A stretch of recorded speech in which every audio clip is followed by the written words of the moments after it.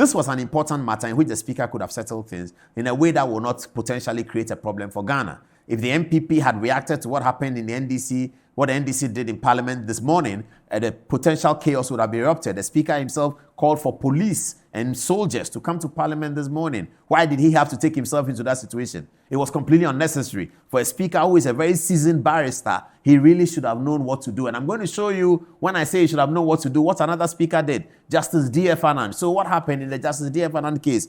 So one morning, the Parliament started work, and then J.H. Mensah, the minority leader at the time, heard that the president, Flight Lieutenant Rawlings, has sent a list to Justice D.F. Annan for the persons to be considered under Article 78 with the prior approval of Parliament to be nominated as ministers. J.H. Mensah was aware that the prior approval of Parliament means that these persons must be submitted to the Appointments Committee for hearing at a vetting situation. The J.H. Mensah had also heard that the majority in Parliament were describing the situation and saying that there was no need for these members to go to vetting because they had already been vetted by a separate Parliament. The first Parliament of the Fourth Republic had vetted some of them. The NDC members were saying that only those who were not ministers in the first Parliament should be submitted to vetting. This is the matter of the matter that was going on in Parliament at the time. Speaker DF Annan, you know, is a member of the PNDC, he's a Keda, he's all that. And so J.H. Mensah then looks at the matter and says, I'm going to the Supreme Court. So he files a writ at the Supreme Court and says, Supreme Court, the Parliament of Ghana is preparing to take ministers from the president without taking them through vetting. And they are calling them retained ministers. I think that according to the law, they are wrong. So he's inviting the Supreme Court to make a declaration, so and so and so and so. Okay. Whilst his writ is pending at the Supreme Court, he goes to Parliament one morning, and Richard Kwame Pepra, the former finance minister in the First Republic, in the first Parliament of the Fourth Republic, is now coming into the second Parliament without vetting to deliver the budgets of the government. J.H. Mensah is worried, so he writes a letter to the Speaker as follows. Mr. Speaker, appointment of ministers, Article 78(1) of the Constitution. With reference to the President's letter to you of 10th February 1997, and the various consultations that have taken place on the issue of the appointment of ministers, I will be very grateful if you would confirm that in submitting the names listed in the first paragraph of this letter as members of his new cabinet, the President was inviting Parliament to exercise its power of prior approval of their appointment as ministers. I am seeking this confirmation in order to be assured that no action in Parliament is taken which in any way prejudices the determination of the constitutional issues raised in my writ, of which you have notice. I will be grateful for an urgent response to this letter. Yours sincerely, J.H. Mensah, Minority Leader. So this was the circumstances. Kwame Pepra has arrived in Parliament. Kwame Pepra is coming to read the budget. J.H. Mensah is telling Speaker that my writ at the Supreme Court, which you know about, it suggests that, you see, the Speaker was not sued in the thing. It is Parliament that was sued.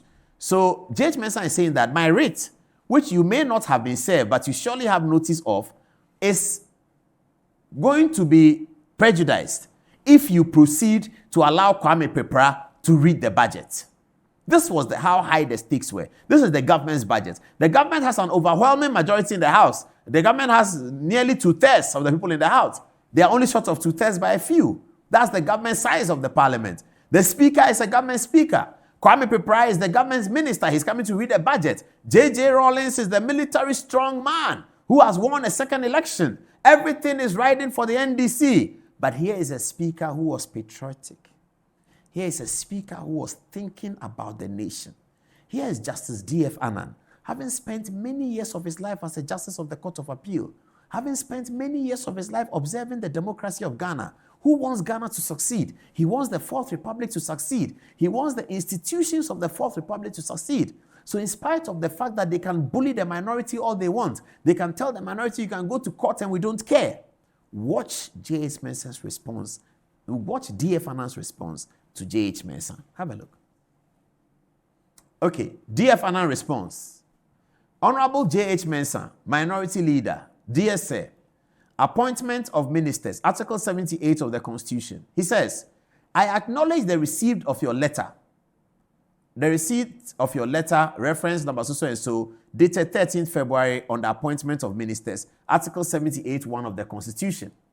My reading of the express words of the letter from the President's office leads me to the view that all the names of the persons proposed, whether they are retained ministers or newly nominated ministers, were submitted to the House for the purposes of discharging the House's constitutional responsibilities in relation to the approval of ministers. Full stop. So DF Annan is agreeing with him that yes, the President's letter said that we should discharge our responsibility with ministers.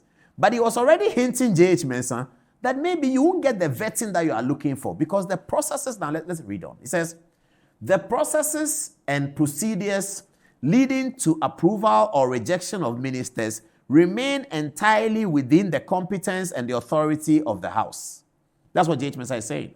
How we do the ministers, how we approve them, remains in the House. But listen to what DF Annan says. He says, and this is the most important, and this is what I thought Alban Badgin would have looked at, the current speaker, because the current speaker was a member of the House of this parliament. He was a member of the second parliament, and he was there when this happened. I don't know whether he's mindful and has notice of this letter, or it's just in my book I can share with him. This is what DF Annan says. He says, I agree that no action may be taken in parliament which in terms of our standing orders prejudices the determination of the constitutional issues raised in your writ, which is now pending before the Supreme Court. Look at it again. He says, I agree that no action may be taken in Parliament, which in terms of our standing orders prejudices the determination of the constitutional issues raised in your writ in Parliament. In effect of this, DF Annan cancelled the budget presentation by Richard Kwame Pepra. You got to clap for that guy. DF Annan cancelled it. This is a speaker who had an overwhelming majority with him, who had J.J. Rawlings with a gun at the castle, who had the NDC in an election victory of 57%.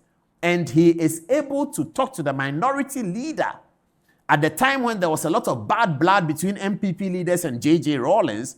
DF Annan took out his pen and wrote this and told Parliament that because we do not want to prejudice the constitutional issues raised in J.H. Mensah's writ, Richard Kwame Pepra cannot present the budget to Parliament. What would it have cost Mr. Badgin if he had said that I have an interpretation of this matter, but in order not to prejudice the constitutional issues raised in the majority leader's writ, of which I have noticed, I will hold on and wait for the Supreme Court to give us an interpretation of this matter. That's what DF Annan did. He said, I agree with you that we shouldn't take any action to prejudice the outcome of the Supreme Court's ruling in the constitutional issues that we have raised. On the basis of that, he said Richard Kwame Pepra cannot present the budget. The budget was presented another time, but on that day, Justice DF Annan, these are the legends of our democracy. These people, they are the legends of our democracy. Justice DF Annan, Peter Ajete, Nana Akufo-Addo, Dubois, Koshigan. These are the legends of our democracy. These men, they are the legends of our democracy. So let's learn from the history. Let's not bastardize the history. Let's not be joking with our democracy. Let important people not be joking as if they are doing koliko. No, we are serious people. Let not Parliament be joking and go to the Parliament and be joking. Please play that video again. The one, get it ready. The one that we started with when our friends in the NDC were in Parliament this morning. Get that video ready. Let's stop that. As young people, demand more of them. Demand it from them. Demand it. Demand it. That we need high standards. Why are you boycotting Parliament? Why are you saying that you have majority? Explain to me. Why are you doing that? What about the campaign? Where are the issues? What are you telling us about water? What are you telling us about electricity? What are you telling us about education? What are you telling us about transport? These are the issues that matter to the Ghanaian people. It's not people who are trying to gymnast so that they can have majority in 72 hours and the majority is whittled away by a Supreme Court decision. We can't do that. Not these people who come and take us on a wild goose chase that the Electoral Commission has a wrong register and that something is going to happen and Ghana is going to ban. And then they are asked to provide evidence and they say they have none. It's not these people who are waiting for the TUC to go on a rally and a TUC to go on a national lockdown before they have a campaign message. We can't have politicians like that. We must have politicians who are above that level. As is DF Annan, rest in peace, you go to heaven.